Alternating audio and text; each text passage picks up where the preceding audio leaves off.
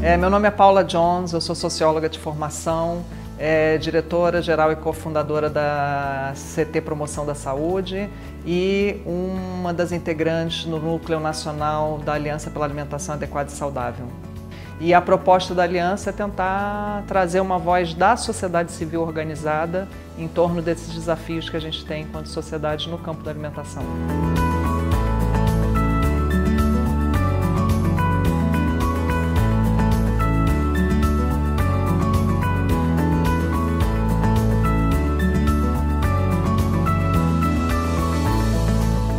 O tema monitorar as práticas e políticas das indústrias, de alimentos ultraprocessados e também de outras no campo da produção, ele é fundamental, porque quando a gente começa a discutir uma política pública regulatória, o que a gente enfrenta via de regra, e isso a gente enfrentou fortemente também no tema do tabaco, é uma reação muito forte da indústria contra a adoção daquelas medidas.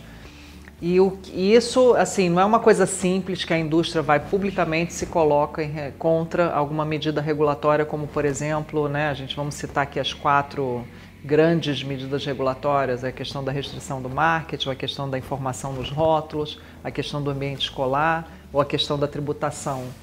Nessas 4 grandes áreas, não é que a indústria vai lá e fala assim, eu estou defendendo aqui o meu direito de vender esse produto. Ela não faz isso. Se fosse assim, ficaria até mais claro para a população o que a gente está enfrentando. Mas ela usa uma prática que a gente tem chamado de diversionismo. Então ela contrata cientistas, ela paga a formação de grupos de frente para ser a voz em sua defesa. Então ela pode financiar sociedades de nutricionistas e de outros especialistas que têm uma relação com a área. Então ela usa uma série de estratégias para evitar aquela regulação. E isso não fica muito claro para o público. Ou ela se utiliza também da questão da autorregulação, que é um clássico, não me regula que eu vou me regular. E a gente já tem acumulada uma série de cases em onde a gente viu isso acontecer, seja na negociação no projeto de lei para proibição de venda de bebidas açucaradas em ambientes escolares, seja no âmbito da rotulagem, seja no âmbito da tributação, como se ela se utiliza desses grupos de frente. Isso é uma das estratégias. Outra coisa que é importante a gente discutir quando a gente fala do monitoramento das práticas é que a gente não está falando só dos produtos. Justamente pelo que eu falei anteriormente, a gente precisa olhar pelo conjunto de produtos, políticas e práticas dessas empresas para definir essas situações que a gente chama de conflitos de interesses, que é o quê? Nada mais é do que o conflito do interesse da venda de determinados produtos versus os interesses da saúde pública em proteger a saúde da população e promover ambientes alimentares mais saudáveis. Então você tem essa tensão quando a gente discute esse tema publicamente, porque acaba que muita desinformação é colocada no debate público, Então a gente tem enfrentamento de ideias assim, funciona ou não funciona? Aumentar tributo a gente está dizendo que funciona, chega a indústria diz que não funciona. E às vezes ela pode até pagar estudos para tentar provar que não funciona.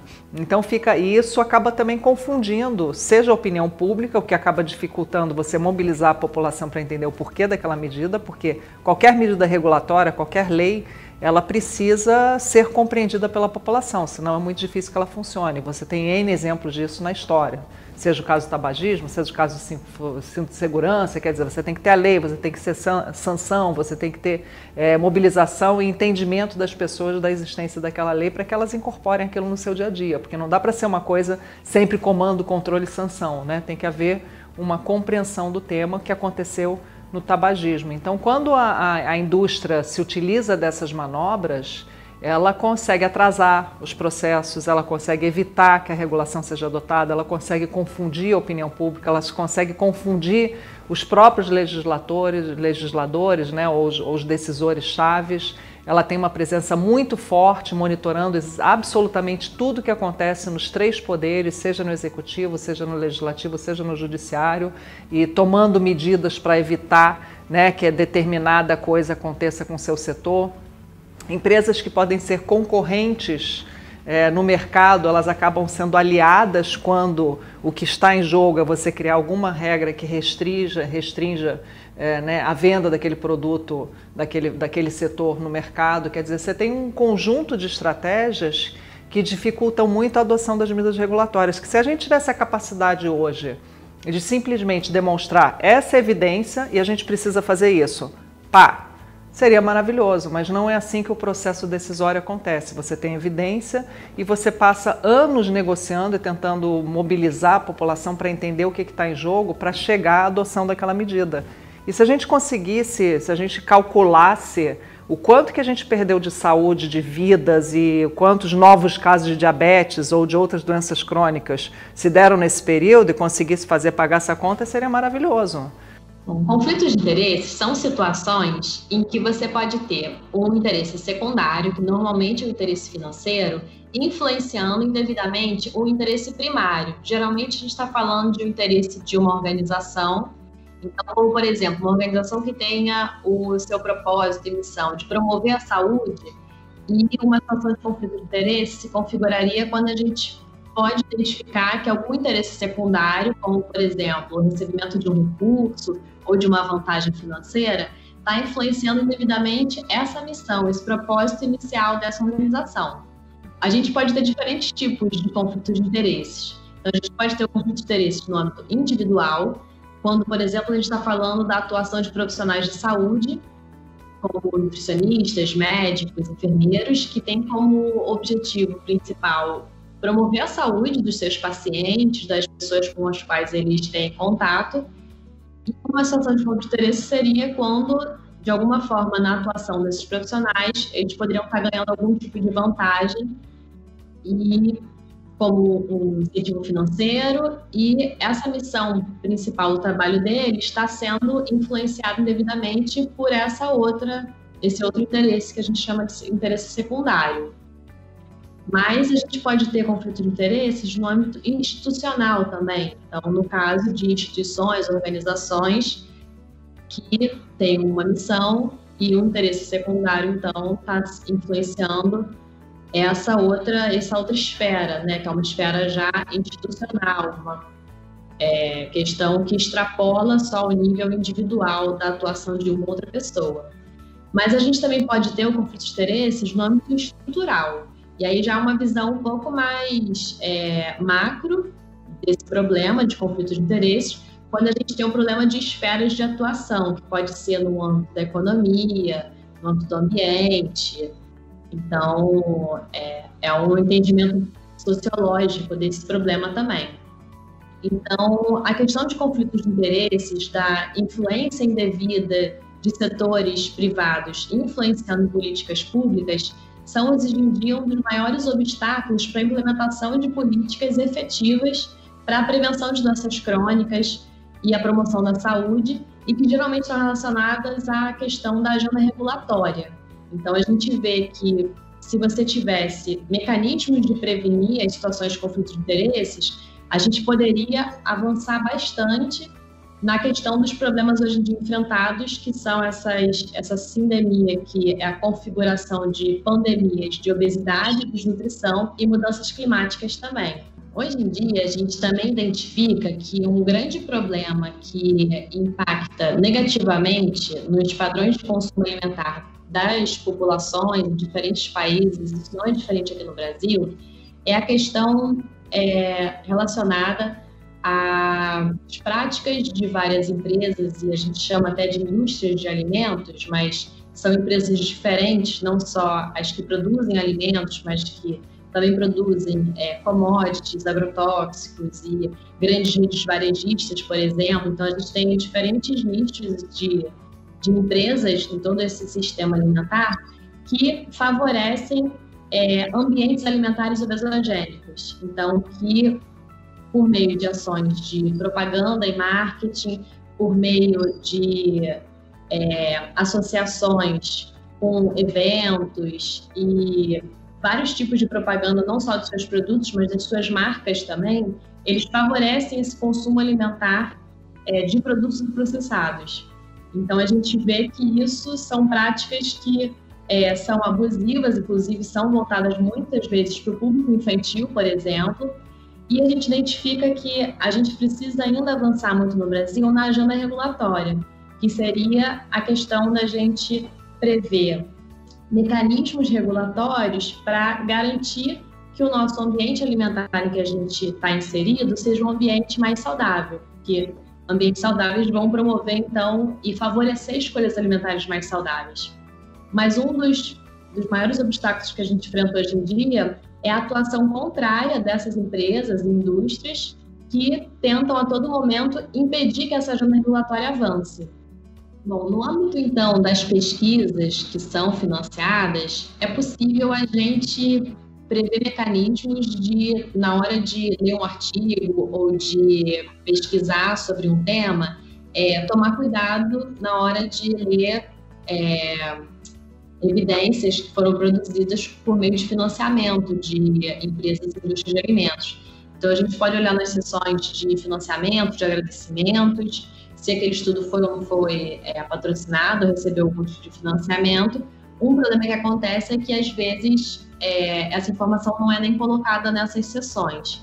Então, aí já é importante pesquisar os grupos de pesquisa, pesquisar os próprios pesquisadores para ver se, de alguma forma, eles receberam algum tipo de apoio ou recurso para desenvolver os estudos. Um exemplo que a gente tem na área de nutrição, que aconteceu mais ou menos recentemente, foi um artigo que estava investigando a relação entre valor nutricional de refeições típicas brasileiras e refeições prontas para consumo de redes de fast food, e um estudo que não identificava muita diferença dizia, né, inclusive que a composição de refeições tradicionais brasileiras seriam até piores mais calóricos do que alimentos de redes fast food. Mas era um estudo que tinha muitos problemas metodológicos e uma das autoras inclusive faz parte do Conselho Consultivo da rede McDonald's Internacional.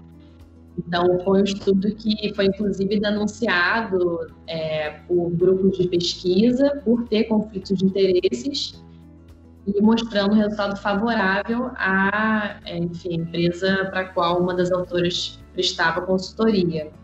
Então, a gente vê que as empresas elas têm ações direcionadas para, por exemplo, produção de dados ou de pesquisas, financiando estudos, grupos de pesquisa, mas eles têm também uma atuação relacionada à atuação na justiça, então, usando mecanismos legais para impedir algumas políticas ou algumas ações que firam os seus interesses. As empresas elas vão atuar também junto à sociedade, então patrocinando eventos, se associando a associações de profissionais de saúde, ou jornalistas também, então fazendo com que a população como um todo tenha uma associação positiva à sua marca. E a gente vai ter as ações também relacionadas à atuação direta na política. Então são as ações de lobby, as portas giratórias que a gente fala, que são quando alguém que era da indústria vai trabalhar no governo ou vice-versa. Então a gente vê que são um conjunto de estratégias diferentes que são usadas, mas com o propósito final de tentar impedir o avanço da agenda regulatória e fazer passar leis e políticas que atuem a seu favor. E muitas vezes a gente vê que são leis ou ações que vão indicar a necessidade de uma autorregulação, como, por exemplo, a gente tem hoje da publicidade, e a gente vê que não é efetiva para o problema de você expor as crianças, né, à publicidade abusiva e com uma pressão consumista muito grande para esse público que ainda está em fase de formação, né, que ainda é tão vulnerável. Então, a gente vê que tem um conjunto de ações envolvidas aí e que tem tido um impacto negativo para a saúde como um todo. Um aspecto positivo desse tema de conflitos de interesses e de interferência da indústria é que a gente tem hoje em dia a população, de uma forma geral, um pouco mais atenta a esse tema. E outro elemento que confunde é que essas empresas acabam se colocando junto aos decisores-chaves como parte da solução. Mas o que está causando o problema são as práticas e políticas e os produtos dela no mercado da forma que eles são comercializados. Então, como é que você pode ser a parte da solução se você é o problema, né?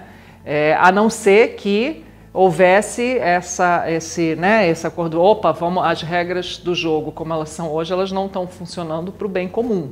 Já que elas não estão funcionando pelo bem comum, pela saúde pública, o que a gente tem que fazer para mudar essas regras macros, né? O que a gente tem que fazer para criar um ambiente mais saudável e sustentável que beneficia todos nós? Então você vê diversionismo, você vê confusão, você vê aquela coisa que é uma prática que inclusive já tem uma literatura grande falando a respeito, né? Você gera dúvida. Não, mas não faz tão mal assim. Eu tenho que é o chamado os mercadores da dúvida. Você já tem análise sobre isso, sobre vários setores. Não é bem assim, a gente precisa de mais evidência, precisa de mais pesquisa. Quer dizer, você tem uma série de formas de fazer com que a gente não adote as políticas que a gente deveria adotar urgentemente para a gente conseguir frear o crescimento, por exemplo, da obesidade infantil. Ninguém é contra você ter uma medida de prevenção da obesidade infantil. Ninguém. Obviamente, quando você fala de tema de saúde, explicitamente ninguém é contra isso. Mas se você vai olhar o que as pessoas estão fazendo para solucionar esse problema, você vê um monte de falácia, você vê um monte de falsas soluções que aí você diz que está fazendo alguma coisa, mas que não são as coisas que vão funcionar efetivamente. Porque são coisas que não lidam com as questões estruturais do sistema que fizeram que a gente chegasse nesse lugar que a gente está hoje. Então é um tema assim relativamente complexo e não, porque o que a gente observa, a necessidade de ter isso como um dos temas importantes da aliança é que todas e quaisquer das medidas regulatórias que a gente está promovendo para a gente conseguir melhorar a qualidade do ambiente alimentar, todas elas estão sendo contestadas ferrenhamente por setores econômicos que dependem da venda desses produtos. Então, por isso é importante que a gente tenha isso como um dos elementos para a gente tentar desconstruir alguns desses diversionismos que vêm sendo colocados em prática diariamente em todos os ambientes. Quando a gente fala de acordo voluntário, existe hoje no mundo zero de evidência de que os acordos voluntários tenham eficácia para o benefício da saúde pública, para o impacto positivo na saúde pública. No entanto, esses acordos, a proposta de um acordo voluntário, sempre que um governo determina, olha, eu preciso lidar com esse problema, preciso resolver esse problema. Então tá, eu vou regular isso aqui, esse setor. O setor chega lá e fala assim, não, me regula não, eu vou me regular sozinho. Então você acaba criando situações em que é o lobo cuidando do galinheiro, né? E aí você usa esse argumento do acordo voluntário como uma forma de evitar uma regulação determinada pelo processo democrático, né? Discussão das melhores políticas com base nas evidências. O que a gente quer são as políticas com base nas evidências, nas melhores evidências que a gente tem aqui hoje, aqui e agora. E elas, óbvio, podem estar sempre se aperfeiçoando e à medida que a gente adota uma medida, elas podem se aperfeiçoar. Mas o fato é que isso, e a gente vê isso acontecendo nessas negociações, né, da incidência pelas políticas que a gente defende, a gente vê isso acontecendo diariamente. E eu já ouvi isso da boca de legisladores. Eu propus esse projeto de lei, né, de aumento de tributação, mas o setor veio e falou assim, não, mas a gente já fez um acordo voluntário de redução de açúcar. Ou seja, isso é utilizado explicitamente para ser contrário a medidas que são super importantes. Além de não funcionar o acordo, que aí você tem uma série de problemas com esses acordos voluntários, e você tem várias análises sobre isso, ele é usado como um dos grandes argumentos contra uma regulação demandada pelo Estado, que é o papel do Estado demandar essa regulação. Para que novamente, a gente volta naquela questão de tentar corrigir algumas das falhas de mercado. Um tema que é um desafio quando a gente lida com esse tema da promoção da alimentação adequada e saudável é a questão da culpabilização do indivíduo. Ou, no caso da obesidade infantil, existe uma grande culpabilização dos pais. Agora um exemplo concreto que você vê acontecendo, que as pessoas conseguem entender quando a gente relata, Cenas que eu já vi, inclusive, que você, né, tá lá, os pais, ou o pai, ou a mãe, não importa, tá com a criança no supermercado, tá cansado, tá ali fazendo as compras ali da casa, não sei o quê. E quando você vê, os piores produtos estão posicionados na altura dos olhos das crianças e, além disso, eles ainda têm o personagem infantil favorito daquela criança no pior produto.